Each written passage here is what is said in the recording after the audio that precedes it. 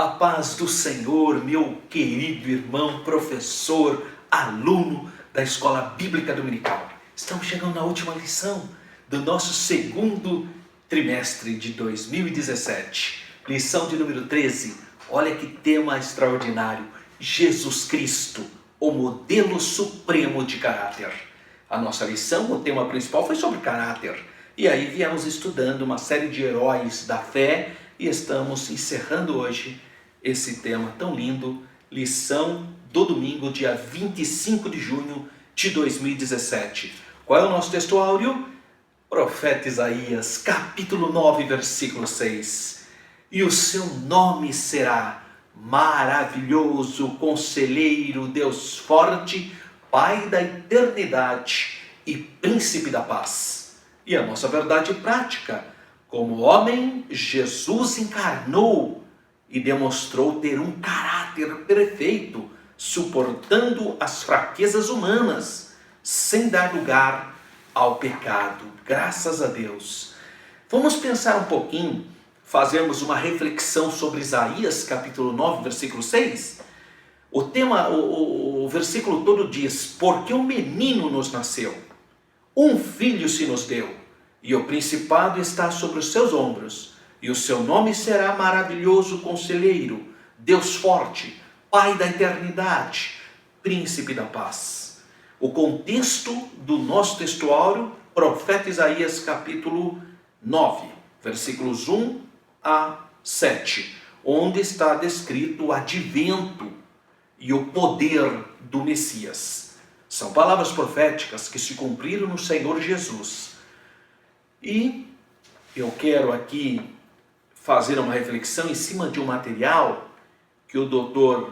Russell Norman Champlin fez no seu comentário do Antigo Testamento, versículo por versículo. Ele diz assim, que o profeta falava sobre a paz que o Messias traria. Sim, só aí sem dúvida, versículo 3 a 5. O rei é quem traria a paz universal, o Messias, o Mashiach, né? O fim da contenda causada pelo pecado e pela injustiça então com o final disso, você teria a paz. Descrições. Primeiro, um menino nasceria. O menino seria o libertador, diferente dos sinais dados por outras crianças.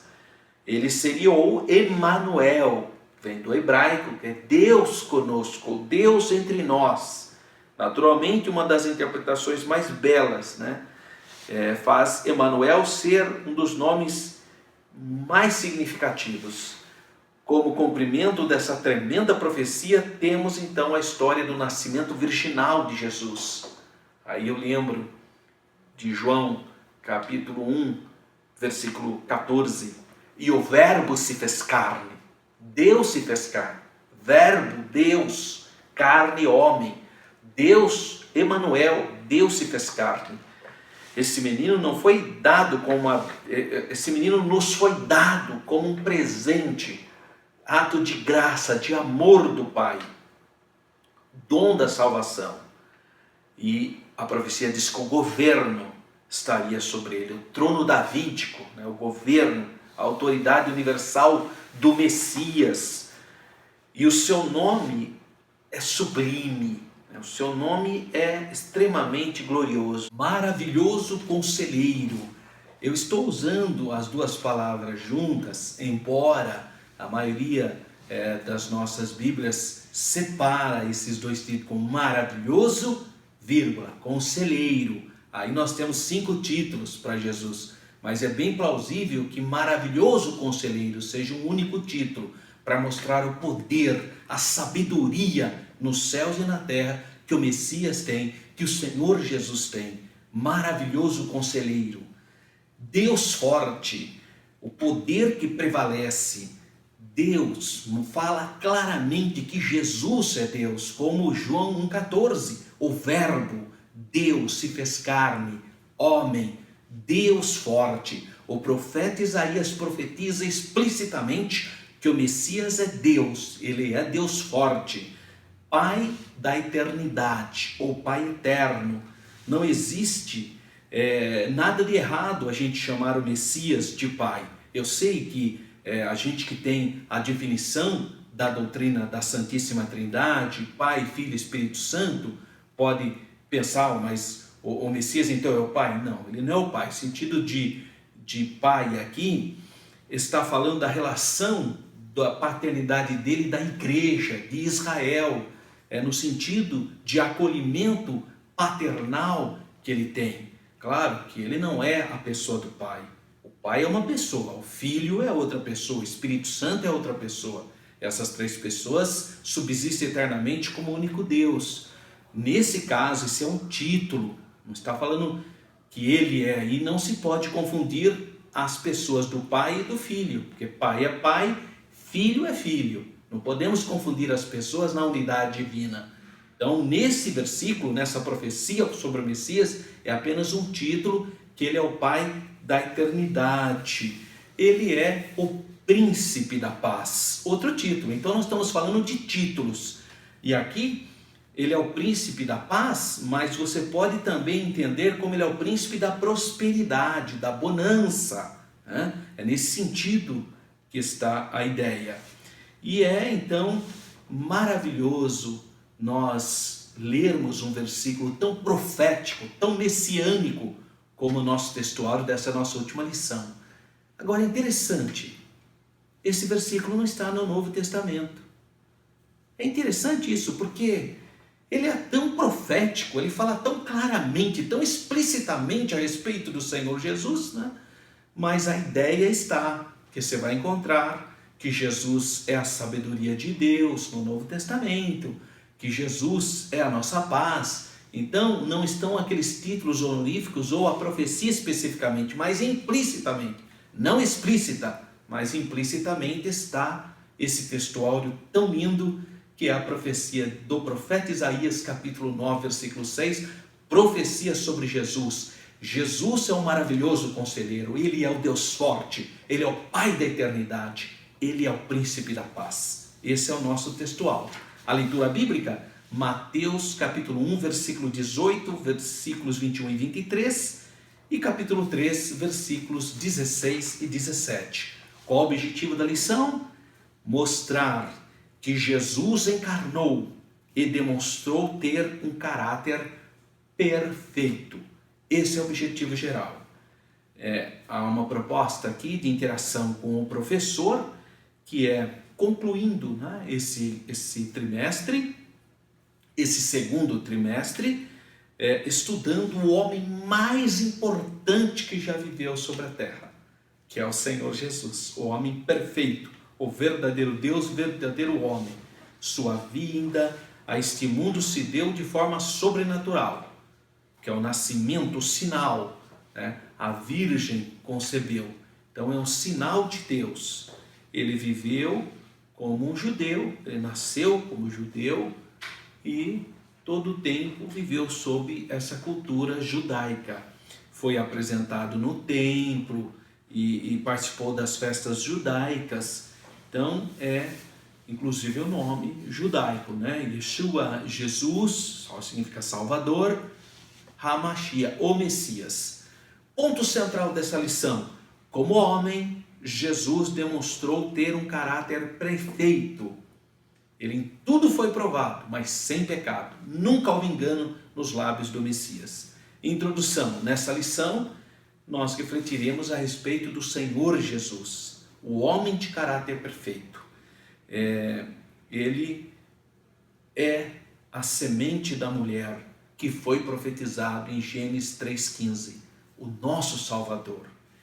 E o primeiro tópico fala que Jesus de Nazaré, o Filho do homem, sua origem humana, Jesus se fez homem a fim de remir o homem perdido, através do mistério da encarnação. Ele, o Verbo divino, que se fez carne, conforme diz João, capítulo 1, versículo 14. O Verbo se fez carne. Ele nasceu como homem no tempo, no Kairós de Deus. Paulo diz em Gálatas, capítulo 4, versículo 4 e 5, mas, vindo a plenitude dos tempos, Deus enviou seu Filho, nascido de mulher, nascido sob a lei, para remir os que estavam debaixo da lei, a fim de recebermos a adoção de filhos. Não é maravilhoso esse versículo? Que versículo extraordinário! Sua entrada no mundo foi marcada por eventos de caráter espiritual e humano, de grande significado. O anjo Gabriel apareceu na pequena cidade de Nazaré, anunciando, lá na Galileia, anunciando a jovem, a Virgem Maria, que ela seria a mãe do Salvador. Ao ser concebido, Jesus se fez o verdadeiro homem e o verdadeiro Deus, o Emanuel.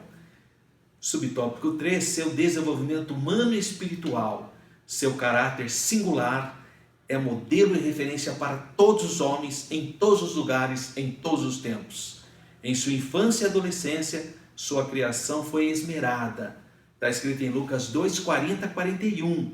O menino crescia e fortalecia em espírito, cheio de sabedoria e de graça de Deus.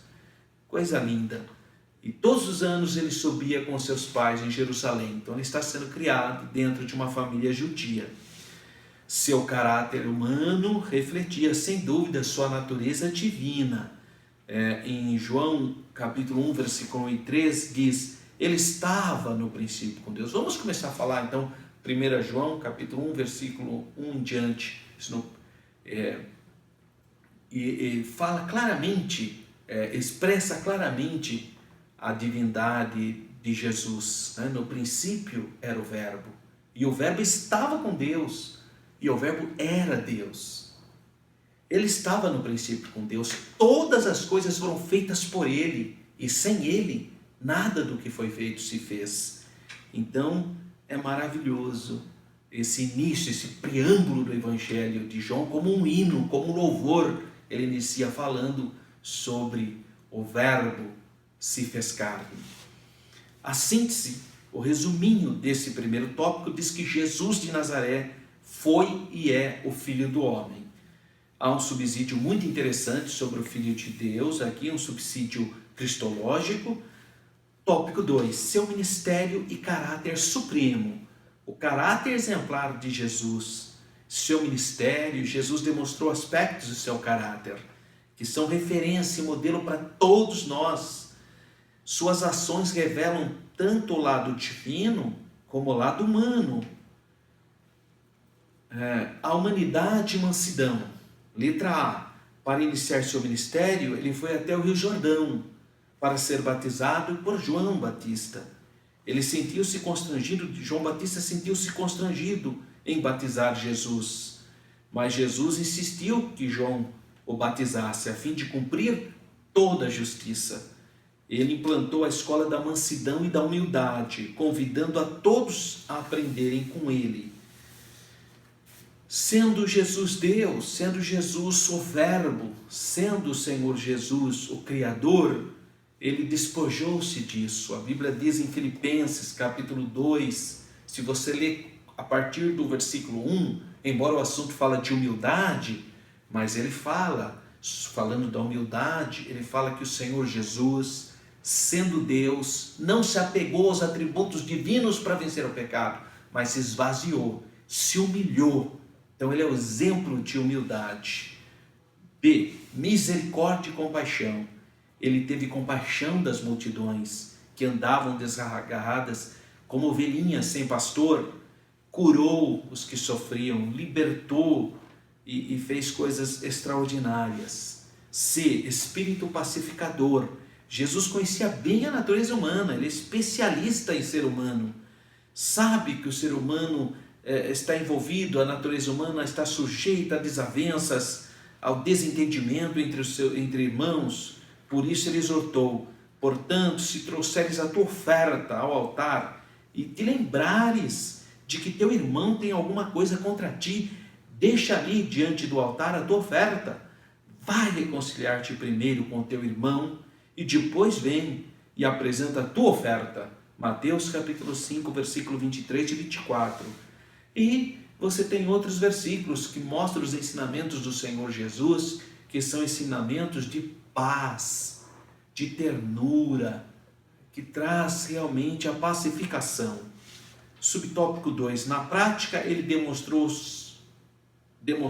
o seu imenso amor pelos pecadores. Na prática. Por quê? Porque a pedagogia de Jesus é uma pedagogia da prática. Ele fala: aprendei de mim, porque sou manso e humilde de coração.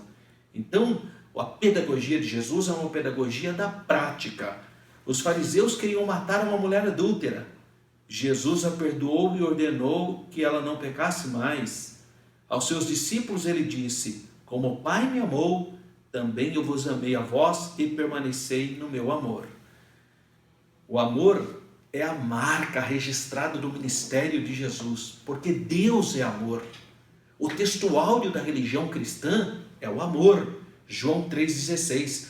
Porque Deus amou o mundo de tal maneira que deu o seu Filho unigênito, para que todo aquele que nele crê não pereça, mas tenha vida eterna. Deixa eu te falar agora de maneira parafraseada. Porque o Pai amou você, professor, aluno, você que está assistindo esse vídeo, de uma maneira tão ímpar, tão especial, tão singular, tão sui generis, ao ponto de dar o único da sua espécie, para que todo aquele que exercer fé em Jesus não pereça, mas tenha vida e vida em abundância. Tópico 3. Seu caráter e referência para a igreja. João 13,15, ele diz: porque eu vos dei o exemplo, para que, como eu vos fiz, façais vós também. É a pedagogia de Jesus, novamente, em prática. É a ortopraxia, seria a prática correta. Resuminho do tópico 2. Como Filho do Homem, Jesus teve um ministério e caráter supremo. Você tem um subsídio muito bonito aqui sobre o ministério terreno de Cristo, que é o subsídio cristológico, e entramos no último tópico, que é o tópico 3. Morte, ressurreição e volta de Cristo. São as grandes doutrinas da fé cristã. Primeiro, a morte de Cristo, exemplo de amor. A morte do Senhor Jesus é o grande exemplo do amor do Pai. Eu falei já para você, João 3,16, parafraseei: porque o Pai te amou. Aqui fala: porque Deus ama o mundo de tal maneira, porque o Pai amou você, amou os seres humanos de uma maneira enorme e deu, porque quem ama compartilha, e o Pai compartilha o seu Filho. Eu gosto da expressão Filho unigênito.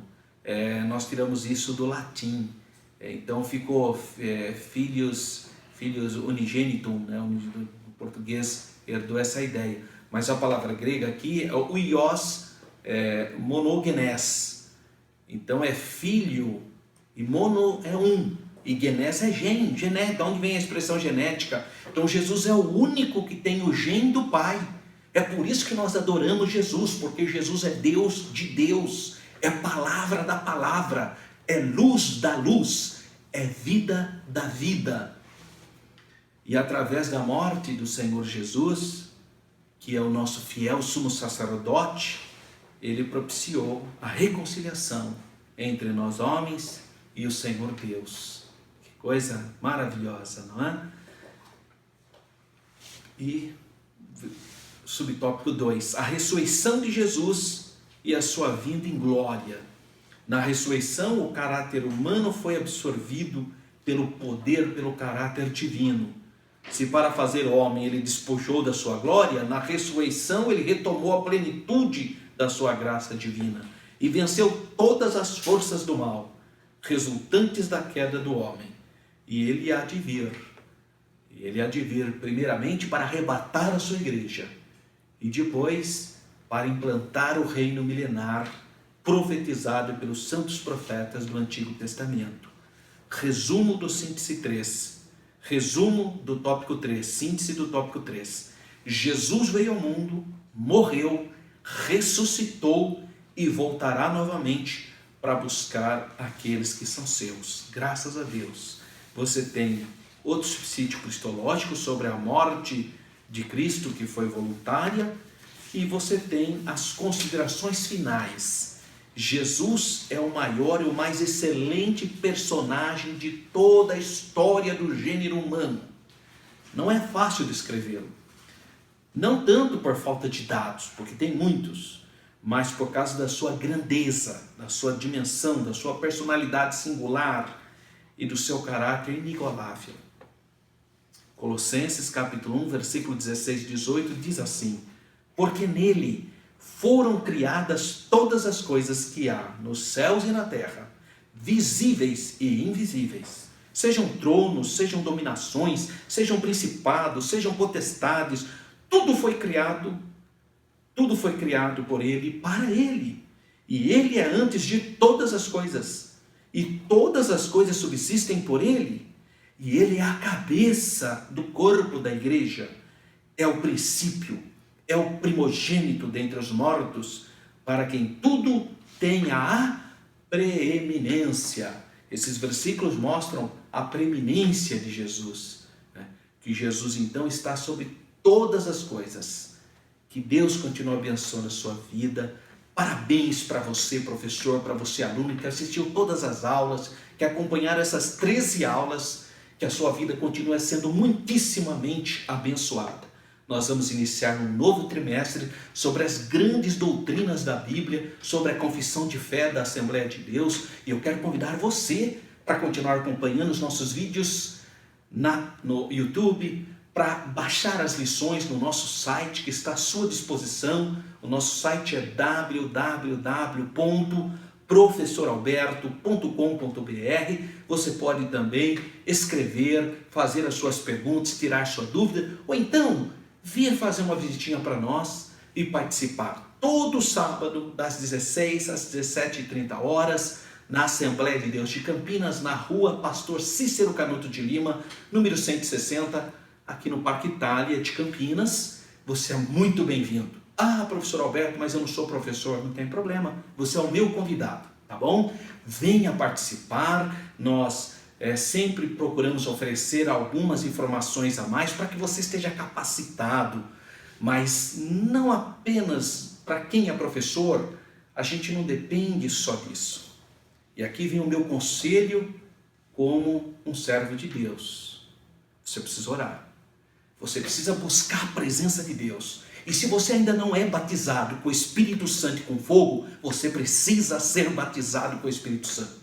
Você precisa estar cheio do poder de Deus, para que quando você abrir a sua boca para ensinar essa lição, o Espírito do Senhor vai falar com a sua classe. Sala de aula de escola bíblica dominical é para ver salvação de pessoas, libertação de pessoas, curas divinas e batismo com o Espírito Santo. Então, estude, se prepara, venha na aula de capacitação, participe de todas essas coisas, mas o principal, entra no seu quarto, fecha a porta, fale com Jesus, pede para o Senhor Jesus te ungir, te dar graça, te dar força, para que você possa ministrar a palavra com poder, com unção. Que Deus continue abençoando a sua vida. Parabéns por mais esse trimestre. E se Deus nos permitir, nós estaremos juntos para o próximo trimestre. É o terceiro trimestre do ano de 2017. Deus continue abençoando você e toda a sua família.